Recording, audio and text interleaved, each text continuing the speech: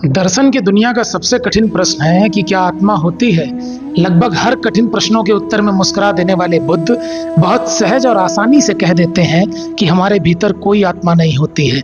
लेकिन वहीं जब बुद्ध से पूछा गया कि महात्मा क्या पुनर्जन्म होता है, बुद्ध फिर बड़ी आसानी से जवाब दे देते हैं कि हाँ होता है। अब हमारे आपके मन में एक बड़ा गहरा सवाल उठता है कि अगर आत्मा ही नहीं है तो फिर पुनर्जन्म किसका होता है। इसे भी बुद्ध बड़ी आसानी से समझा देते हैं।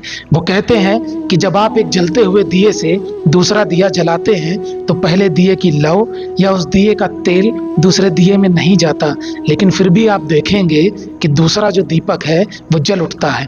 बिल्कुल इसी तरह मृत्यु के बाद कोई आत्मा एक शरीर को छोड़कर दूसरे शरीर में नहीं जाती, बल्कि हमारे कर्मों से जो हमने संस्कार अर्जित किए हैं, हमारी चेतना का जो प्रवाह है वो एक नए जन्म का कारण बनता है।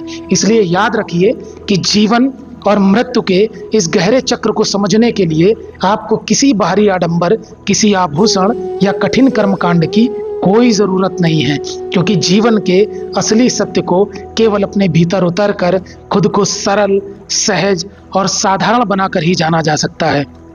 बौद्ध धर्म का यही खूबसूरत सिद्धांत अनात्मवाद कहलाता है। क्या कहलाता है? अनात्मवाद, जो आत्मा में यकीन नहीं रखता। और जब आपका ये भ्रम टूटता है ना कि आत्मा नहीं होती है, तो यकीन मानिए आपका मन हल्का हो जाता है और आपका ईगो खत्म हो जाता है। आपका ईगो खत्म हो जाता है।